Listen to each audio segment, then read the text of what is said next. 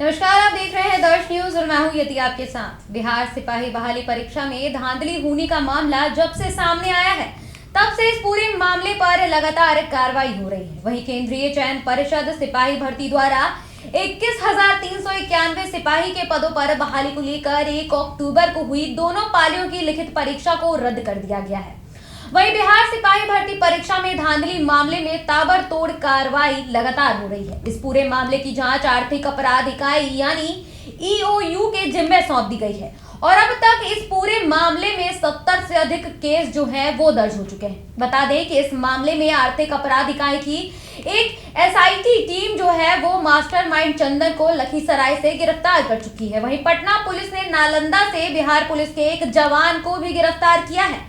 पटना के कंकरबाग पुलिस की जांच में सामने आया कि बिहार पुलिस का जवान जिसका नाम कमलेश है, उसका भाई कंकरबाग के परीक्षा केंद्र पर परीक्षा दे रहा था और उसने ही माफियाओं से मिले आंसर की को अपने भाई को सौंप दिया था। हालांकि उसके भाई सहित 6 अन्य अभ्यर्थियों को इसी आंसर की के साथ गिरफ्तार किया गया था, जिसने पूछताछ में जवान का नाम सामने आया, लेकिन जवान अपने गाँव नालंदा भाग गया था, जहाँ से उसे पटना की टीम जो है वो गिरफ्तार कर ले आई है।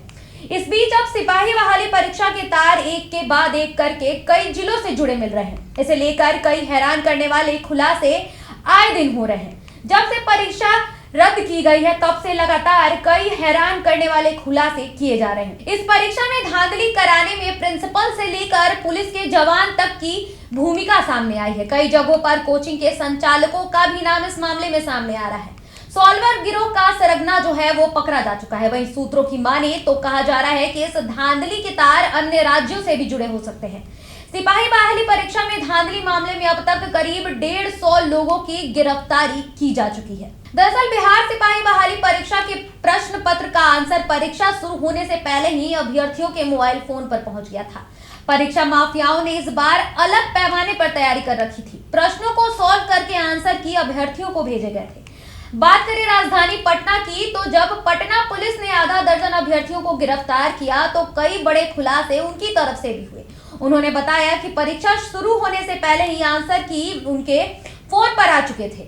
वहीं परीक्षा के दौरान कई सेंटरों पर काफी संख्या में आंसर शीट की नकल करते हुए अभ्यर्थियों को भी पकड़ा गया। ऐसा माना गया है कि कई गिरोह ने सुनियोजित तरीके से पेपर लीक करने के बाद अभ्यर्थियों को आंसर मुहैया कराए थे।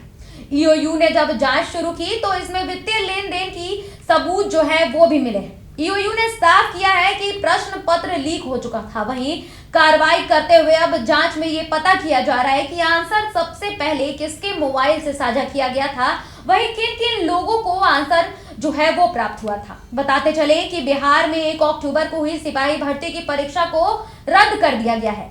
केंद्रीय चयन परिषद की ओर से मंगलवार को इस संबंध में पत्र भी जारी कर दिया गया था और सूचना दी गई थी कि 1 सितंबर को जो परीक्षा ली गई थी उसे रद्द कर दिया गया है। बताया गया है कि दोनों पालियों की परीक्षा कैंसिल हो गई है।